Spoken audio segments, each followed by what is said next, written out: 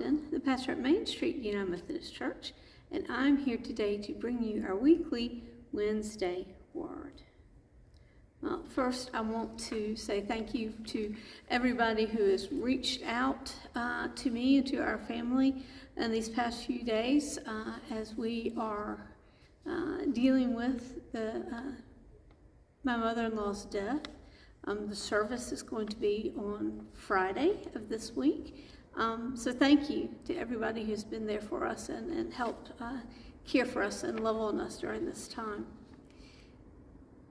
And it made me think, with that happening this weekend, and that it being All Saints Sunday this past Sunday, and our worship series this month is called Stewardship with the Saints. And it just got me reflecting on all of those people that have gone before us, that paved the way, that lived the faith, and that helped get us to where we are here today. And so I asked this in the worship service, but I want to ask this again of everybody to think about somebody in your life that helped you in your faith, that walked with you in the faith, that maybe taught you Sunday school or a Bible study, a class at college, a pastor who you were particularly close to. Think about somebody who has helped you in the faith and what they did to help you with that. How did they do that? And then if the person is still alive, I encourage you to reach out to them and let them know how much they meant to you in your faith journey, the difference that they made in your life. And if they've gone on to the church triumphant, then maybe just say a prayer thanking God for them and their lives and what they did. And then take it a step further and say, all right, what can I do now?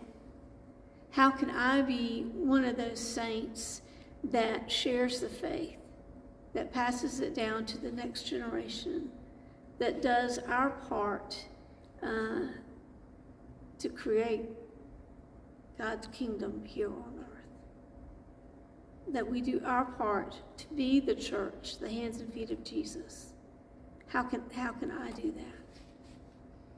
So I encourage you to think about that.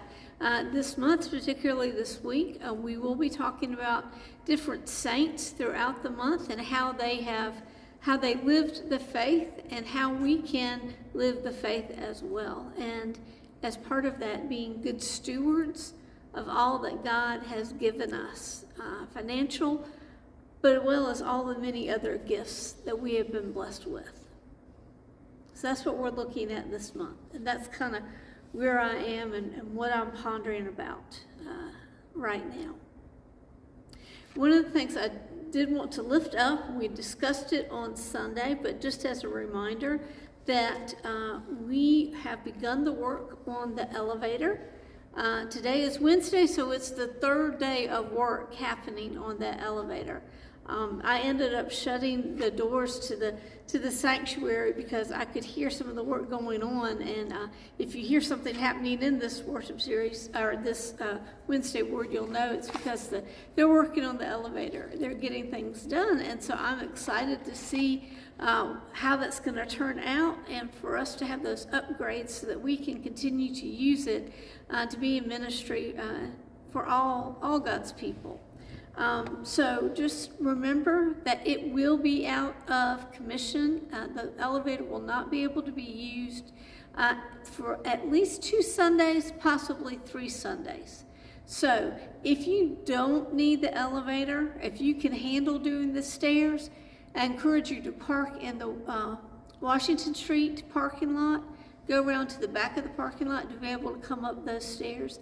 If you do need the elevator, please park out in the upper parking lot, park off of Main Street. and use one of those parking lots, so that if you don't need it, you're not taking up one of those parking spaces. If you do need it, you'll be able to come in there, come in through the sacristy, and you won't have to worry about coming in the back and going up the elevator, at least for the next couple of weeks. Friends, I hope you have a great rest of the week. I do ask for your prayers as we have Ruth Compton's service on Friday, and I look forward to worshiping with you on Sunday, either in person at 10:30 or worshiping with you online.